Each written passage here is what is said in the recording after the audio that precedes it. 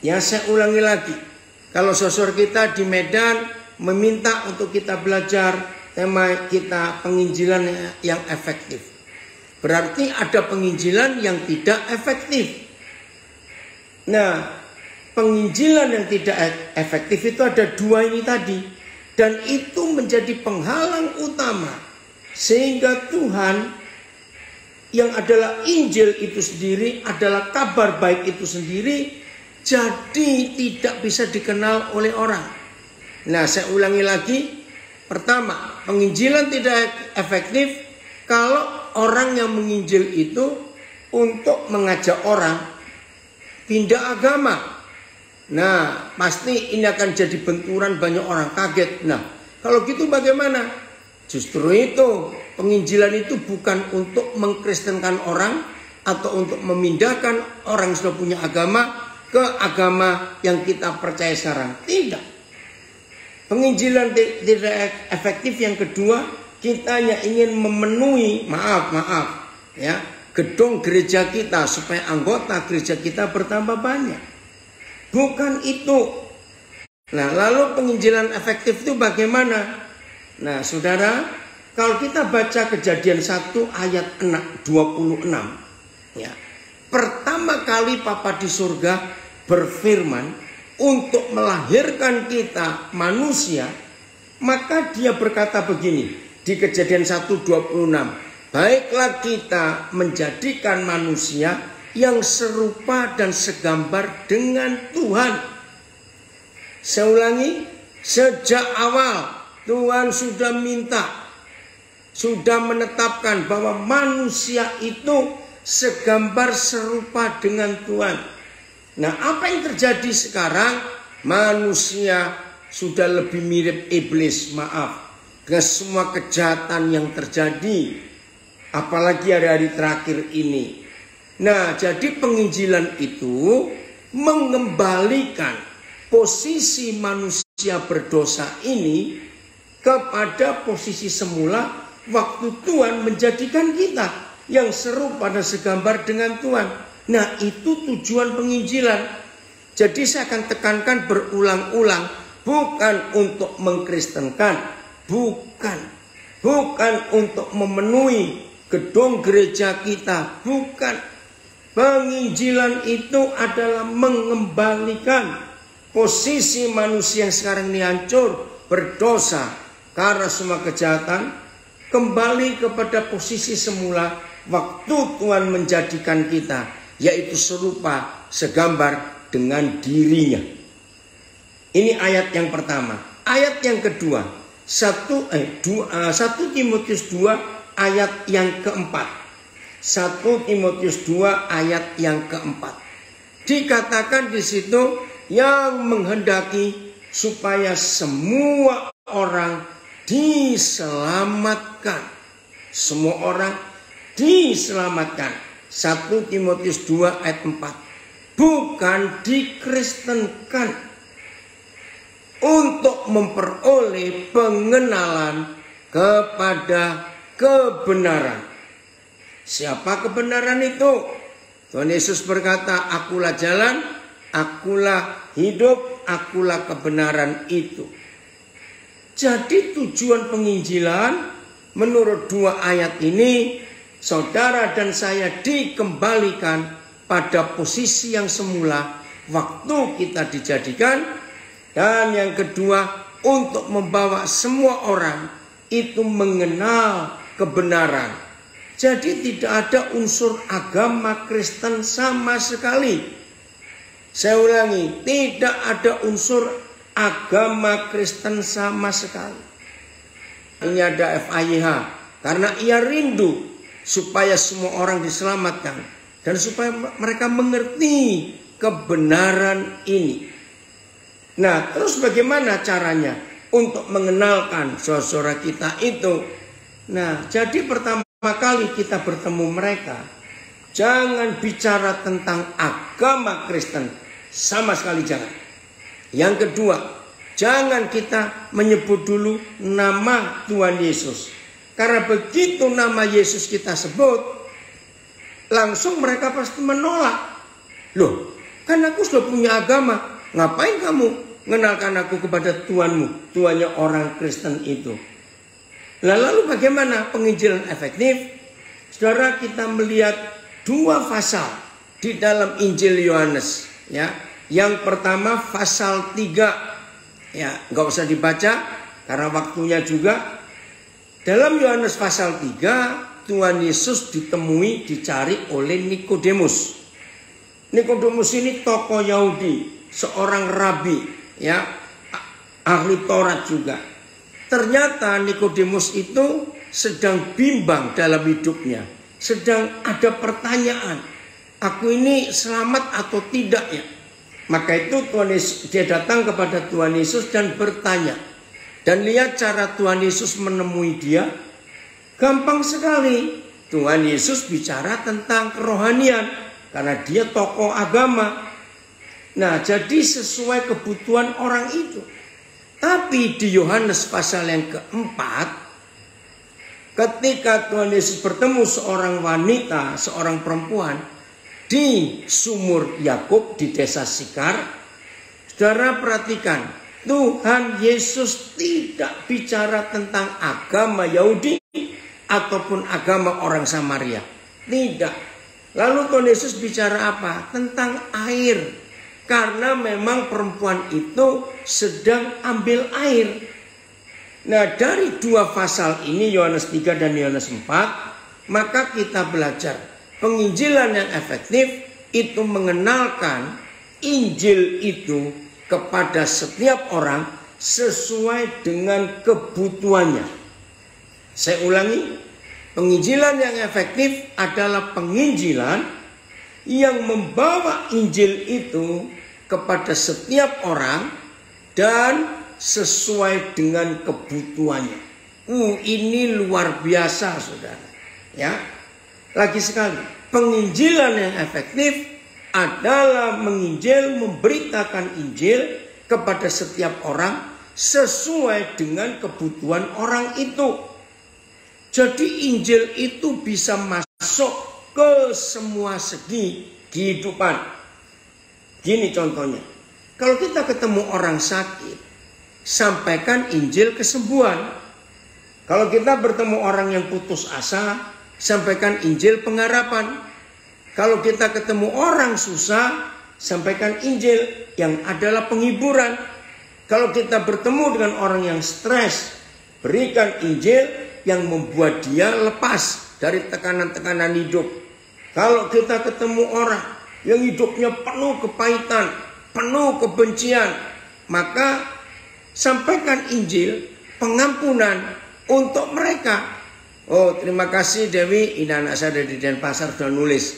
Penginjilan yang efektif adalah penginjilan bahwa Injil itu kepada setiap orang sesuai kebutuhannya. Betul. Jadi Injil itu tidak kaku. Injil itu tidak stagnan, dia hidup. Nah, terus Tuhan Yesus mengatakan, Injil itu digambarkan dengan 4 hal. Dan ini luar biasa. Saya ulangi, Injil itu digambarkan dengan 4 hal. 1, kasih. Saudara, tidak ada manusia di dunia yang tidak membutuhkan kasih. Tidak ada. 2, Injil itu air. Tuhan Yesus bicara air, luar biasa. Nah, siapa orangnya yang selama hidup nggak butuh air? Tidak ada. Maaf saya berkata, orang mati aja butuh air, apalagi orang hidup. Yang ketiga, Injil itu garam dunia. Garam. Tidak semua orang membutuhkan gula, tapi semua orang membutuhkan garam. Betul tidak, saudara?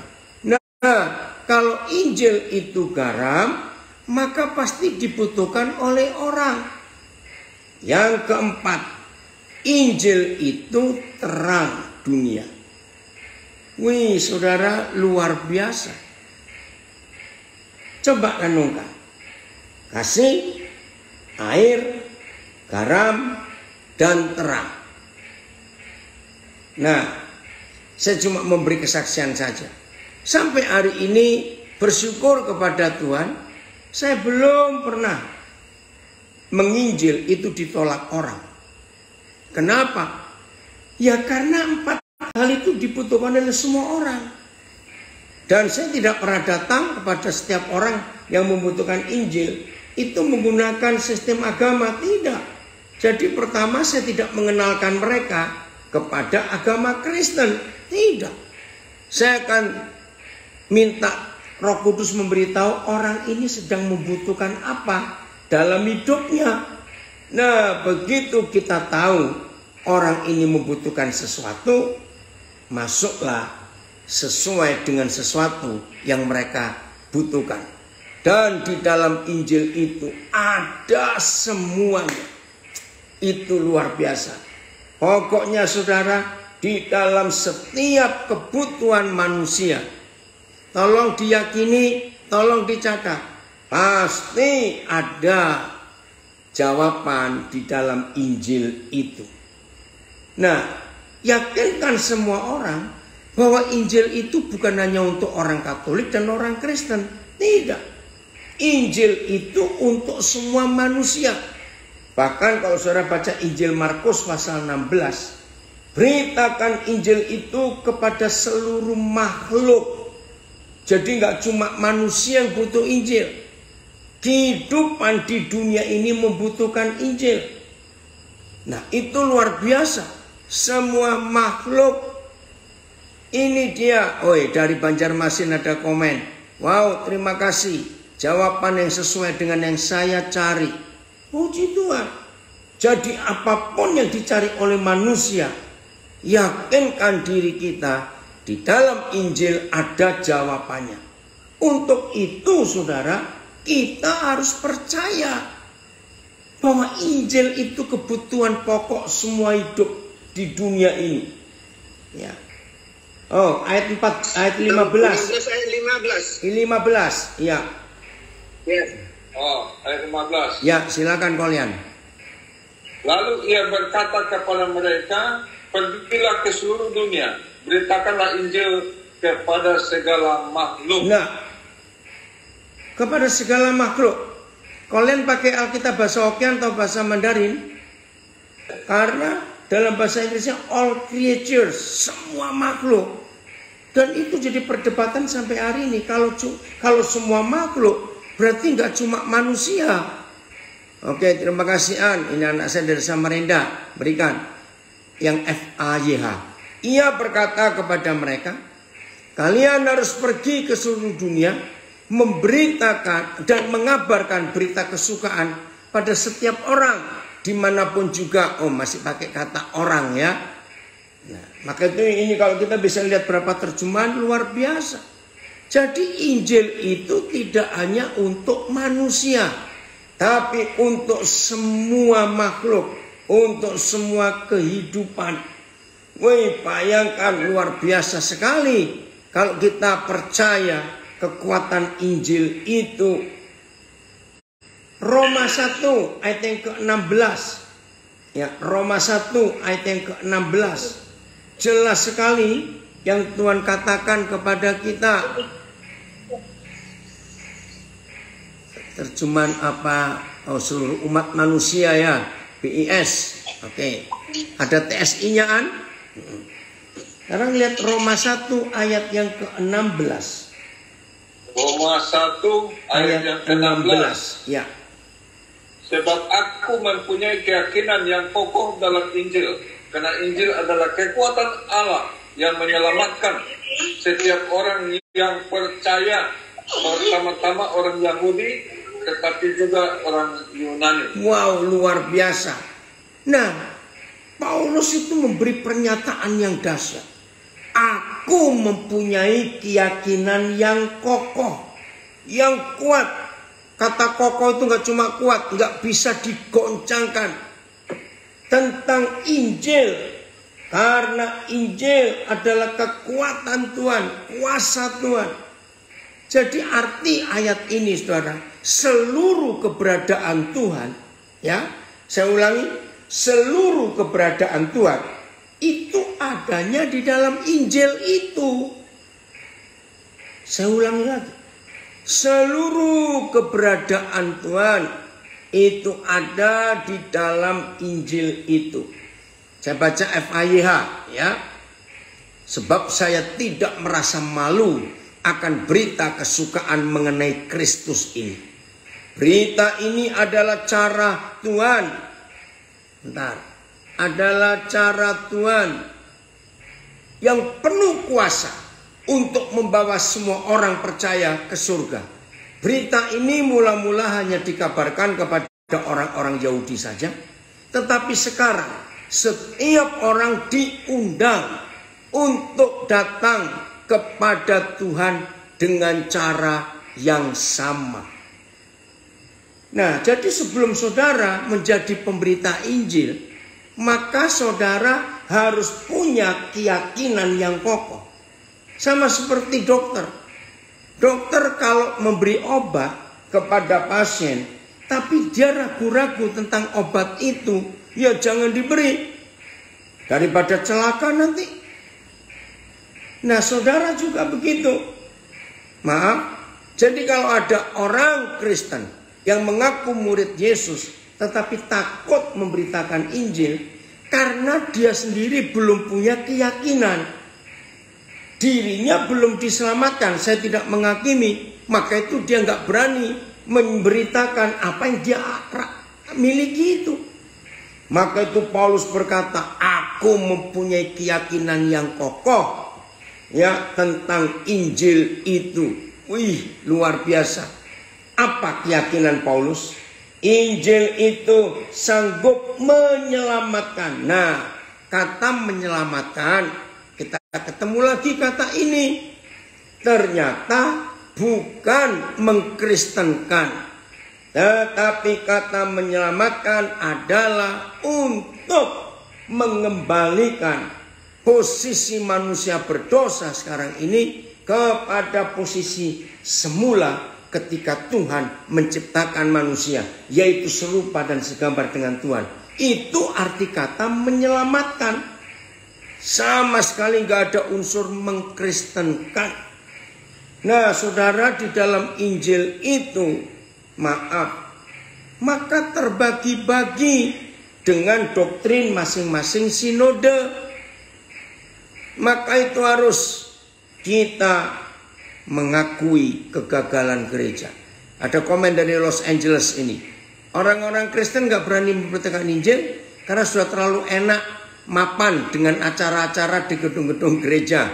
Nah ini dari LA bahkan ini komen. Betul, sudah terlalu enak sehingga malas untuk ambil risiko membawa orang-orang berdosa kepada posisi yang semula ketika Tuhan menjadikan orang-orang itu. Maka itu hari ini saudara, kita harus tahu tugas utama murid Yesus, membawa orang-orang berdosa kepada kebenaran, kepada keselamatan. Jadi Injil itu adalah kemampuan, kekuatan Tuhan yang sanggup menyelamatkan semua orang yang percaya. Nah, itu harus ada dulu dalam hidup kita, supaya kita bisa menceritakan Injil itu apa. Dan pada semua orang yang bertemu dengan kita, mereka tahu. Nah, begini loh ilustrasinya ya, yang paling gampang. Maaf ini ya, bukan untuk menghakimi. Suatu hari ada beberapa sales ya, penjual ya, datang ke rumah saudara atau datang menemui saudara. Nah, mereka berkata, Ibu, Bapak, kami jual parfum, minyak wangi ini. Wah, ini mereknya bagus. Wah, ini begini. Maaf, ini cuma ilustrasi. Selama dia atau mereka menawarkan itu kepada saudara, saudara itu mencium aroma yang gak enak dari orang-orang itu. Misalnya ini, ampun, ternyata bau badan mereka minta ampun. Nah, pertanyaannya, mau beli nggak minyak wanginya, parfumnya itu? Kalau penjualnya aja bau badannya seperti itu, maaf ya, jangan tersinggung. Nah, seperti itu dalam hidup kita. Kalau kita menyatakan Injil itu kekuatan Tuhan, anak saya ini Pak Muhammad Duki komen tidak, ya pasti tidak mau. Nah, maka itu Injil itu, Paulus pernah berkata, biar tertulis di hidupmu. Jadi orang akan tahu Injil bukan karena baca kitab Injil, tidak. Orang tahu Injil karena mereka melihat hidup saudara dan hidup saya yang adalah Injil itu sendiri. Maka itu dalam surat Korintus Paulus berkata, jadilah kamu Injil yang terbuka, suratan yang terbuka. Artinya orang tidak perlu mencari firman Tuhan di Alkitab, tapi setiap orang yang melihat saudara dan melihat saya, mereka melihat firman itu sendiri terjadi di hidup kita. Nah, kalau Injil sudah seperti itu, saudara, gampang sekali kita kembali kepada kebenaran itu. Ini anak saya, seorang guru hamba Tuhan hebat dari Solo komen. Wow, keren pernyataannya Pak. Menyelamatkan itu artinya mengembalikan manusia berdosa pada citra awal manusia diciptakan, bukan dijadikan orang Kristen. Terima kasih Febio. Ini pernyataan bagus, saya ulangi ya. Menyelamatkan itu artinya mengembalikan manusia berdosa pada citra awal manusia diciptakan, bukan dijadikan orang Kristen. Luar biasa. Ibu Siana sudah gabung ya, maaf ini saya tadi lupa memberitahu. Ini kemarin saya baru kenal Ibu Siana dari Balikpapan. Ya, minta dikirim linknya. Ya, oh ya, sebelum lupa, tolong ya Ari atau siapa, besok pagi jam 7 WIB, berarti jam 9 waktu Nabire ada Zoom lagi. Ya, lalu jam 9 WIB ada Zoom lagi. Gitu ya. Lalu jam 3, jam 15 WIB kita ketemu lagi di Nabire, ada ibadah.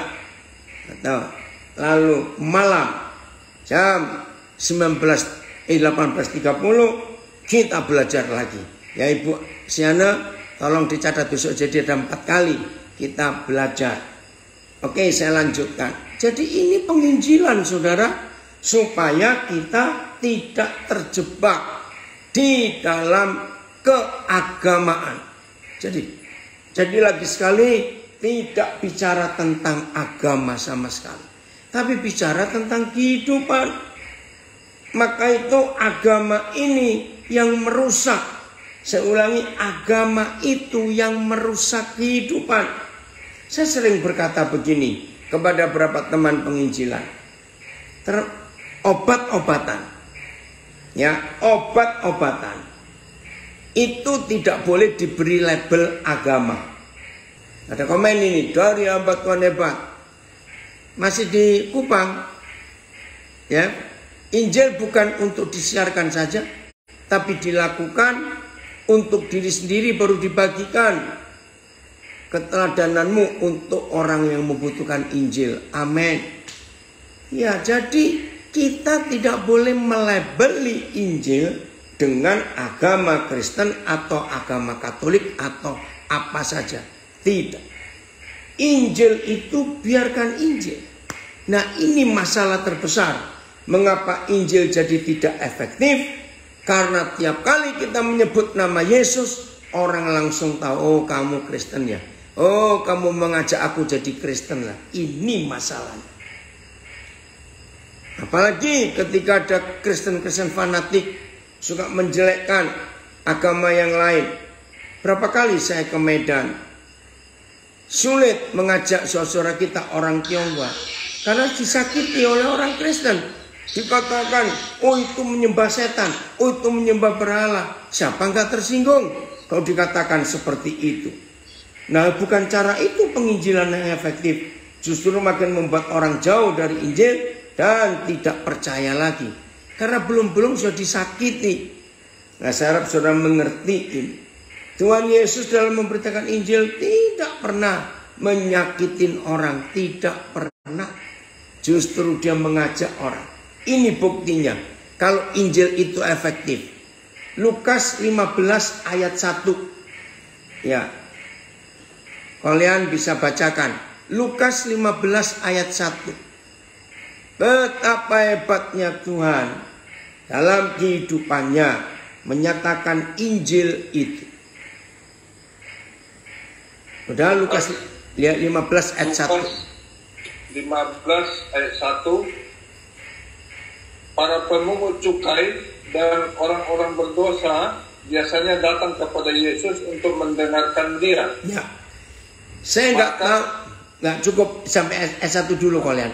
Saya lupa sejak tahun berapa Lukas 15 ayat 1 ini mewarnai dan memotivasi hidup saya. Ini luar biasa saudara. Kenapa? Orang-orang berdosa dan pemungut cukai zaman itu termasuk satu kelompok orang lagi, yaitu orang kusta. Ya, tolong dicatat. Pada zaman itu ada 3 kelompok manusia yang dilarang keras masuk ke bait suci ikut ibadah. Jadi 3 kelompok manusia ini nggak mungkin bisa menjadikan mereka ikut ibadah. Pemungut cukai, orang berdosa, para pezina, pelacur, dan orang kusta. Itu nggak mungkin zaman itu. Tapi aneh, Lukas 15 ini dahsyat sekali. Ternyata orang-orang yang ditolak, ya saya pakai istilah orang-orang yang tertolak di lembaga-lembaga agama, orang-orang yang ditolak tidak boleh ikut ibadah-ibadah suci. Tapi justru orang-orang itu yang tidak takut datang kepada Tuhan Yesus. Maka itu kata kunci Lukas 15 ayat 1 adalah kata biasa. Oke, saya baca FAYH-nya. Penagih-penagih pajak yang curang dan orang-orang berdosa yang lain sering datang mendengarkan khotbah Yesus. Wih, ini luar biasa, saudara. Nah, sejak saat itu, saya lupa sudah berapa puluh tahun yang lalu, maka saya mengambil sebuah vonis untuk diri saya sendiri. Kalau dalam 1 minggu saja, 1 minggu, tidak ada orang berdosa yang mencari Tuhan, mencari Injil lewat saya. Dengarkan, dalam 1 minggu saja tidak ada orang berdosa yang rindu diselamatkan, mencari Injil, mencari Yesus lewat hidup saya. Maka saya akan memvonis diri saya sendiri. Daniel, kamu adalah orang Farisi dan ahli Taurat akhir zaman ini. Kenapa? Karena penghalang utama manusia berdosa untuk bisa diselamatkan, jadi nggak diselamatkan karena tokoh-tokoh agama, orang-orang yang merasa suci dalam hidupnya. Itu penghalang Injil. Maka itu mari kita jujur pada diri kita sendiri. Kapan terakhir kali ada orang-orang berdosa, para pemungut cukai, orang-orang tertolak, itu mencari Injil, mencari Tuhan Yesus lewat hidup saudara? Ini pertanyaan penting.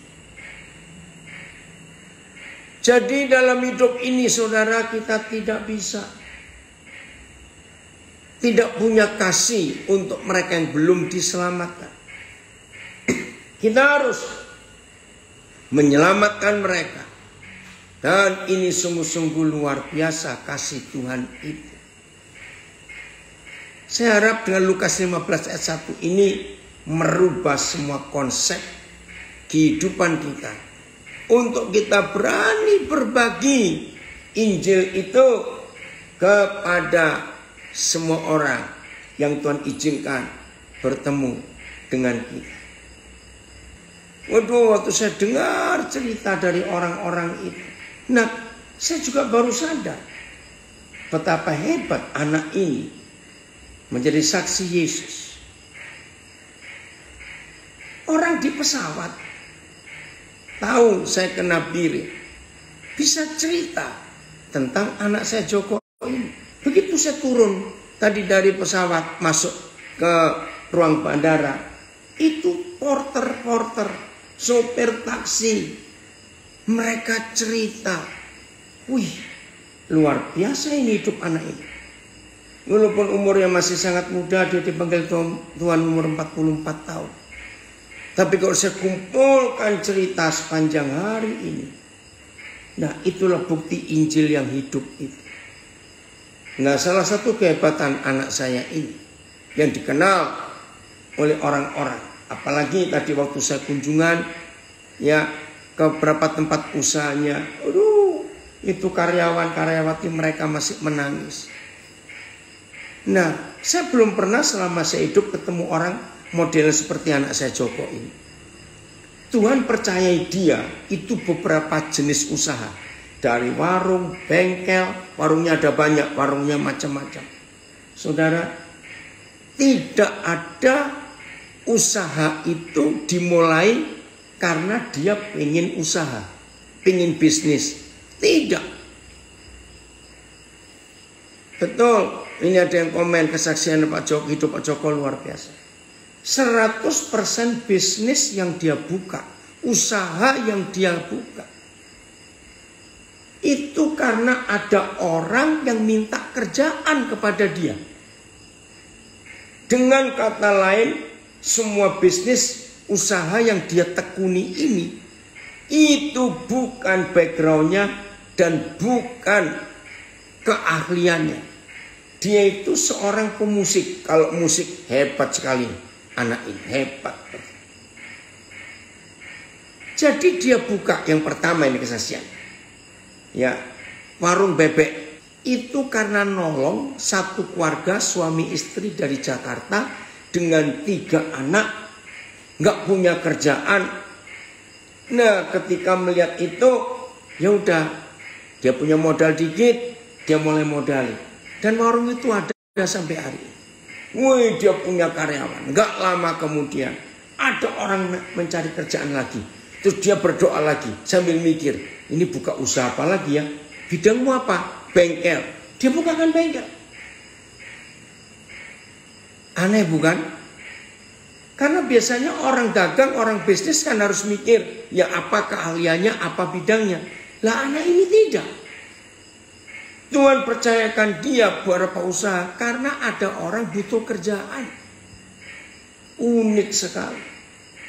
Maka itu tadi saya kaget di pesawat, orang cerita tentang dia. Saya turun dari pesawat, jalan kaki karena dekat ya, menuju ke ruang bandara. Wih, orang-orang cerita. Saya keluar, sopir-sopir taksi angkot mereka cerita. Wih, luar biasa hidup anak ini. Jadi berkat. Nah, kapan terakhir kali ada orang-orang mencari Tuhan lewat saudara? Itu arti Lukas 15 ayat 1. Kapan terakhir kali? Maka kalau mulai hari ini hidup kita seperti itu, luar biasa. Jadi pertanyaannya, kapan terakhir kali ada orang-orang datang mencari Yesus, mencari Injil, orang-orang berdosa kepada saudara? Ayat 2, apa yang Tuhan Yesus lakukan? Lukas 15 ayat 2 kalian. Ini ayat yang terakhir, karena link Zoom-nya ini akan dipakai lagi oleh kelompok lain. Ya. Ayat 2 kalian. Lukas 15 ayat 2. Ayat 2 ya. Ya. Maka bersungut-sungutlah orang-orang Farisi dan ahli Taurat, katanya, ia menerima orang-orang berdosa dan makan bersama-sama dengan mereka. Ya, cukup sampai di situ. Saudara lihat, salah satu cara penginjilan yang efektif, kalau ketemu orang lapar, ajak makan. Saudara perhatikan, dalam sepanjang kehidupan Tuhan Yesus, ketemu siapa saja, selesai dia ngajar pasti ngajak makan. Maaf, jangan tersinggung. Maka itu penginjilan yang tidak efektif adalah penginjilan yang dilakukan oleh orang pelit. Catat itu. Ya, maka itu orang pelit gak bisa masuk surga. Karena saudara menghalangi orang yang masuk surga. Ya, jadi penginjilan itu sebenarnya berkorban. Ada uang, ada harta yang kita bagikan. Maka itu kalau saudara pelit, udah gak usah ngomong penginjilan lah. Ya, kumpulkan aja uang untuk dirimu sendiri. Maaf. Ya, Isman, apa kabar kamu nak? Senang sekali, Papa lihat kamu. Ya, orang pelit malas ngajak makan. Ya, maunya diajak makan terus. Ada yang komen di Instagram ini. Nah, saudara, ketika Yesus makan bersama orang-orang berdosa dan para pemungut cukai itu, bersungut-sungutlah. Orang Farisi ahli Taurat itu, kembali kita menemukan kejahatan yang luar biasa. Sedih sekali kalau kita melihat fakta ini, saudara. Jadi ketika mereka makan bersama Tuhan Yesus, orang-orang rohani, orang-orang agamawi itu sudah bersungut-sungut. Nah, bagian yang terakhir, saudara, satu kali saya punya pengalaman yang saya betul-betul merubah seluruh konsep hidup saya. Itu kira-kira tahun 76 di daerah Pasuruan, Jawa Timur. Dan sampai hari ini Kabupaten Pasuruan termasuk salah satu kabupaten yang cukup keras menentang kekristenan di Jawa Timur. Nah, saya ngomong, waktu itu ada acara KKR di lapangan, ya, Kertosono, bukan Pasuruan, Kertosono. Nah, saya ngomong pada seorang, ya saya pakai Yohanes 3:16 karena begitu besar, ya, kasih Tuhan pada dunia ini sehingga diberikan anaknya. Mendengar kata Tuhan punya anak, wih, dia berteriak, najis, najis. Saya itu kaget, kok najis? Karena buat anggapan mereka, Tuhan itu nggak pernah kawin, kok punya anak. Wah, saya kaget, tapi ayatnya bunyi begitu. Nah, sejak itu saya bertanya-tanya, bagaimana caranya?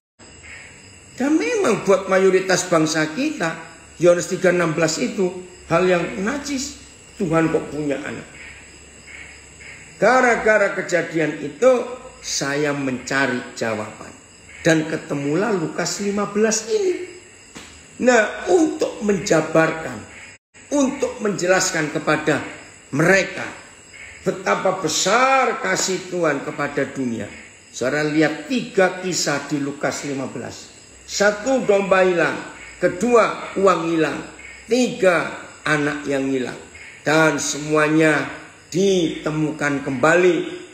Nah, itulah kisah Injil yang sesungguhnya. Kasih Tuhan kepada manusia. Oke, anak saya dari Manado komen, orang pelit hidupnya sulit. Betul, karena mempersulit dirinya sendiri. Jadi mulai hari ini saudara, ayo kita melakukan apa yang Tuhan inginkan dalam hidup kita, yaitu membagikan kasih-Nya, membagikan hidupnya kepada setiap orang yang kita temui. Bukan bicara agama Kristen, tidak, ya, tapi bicara tentang kasih Tuhan yang bisa mencukupi, memenuhi apa yang manusia itu perlukan.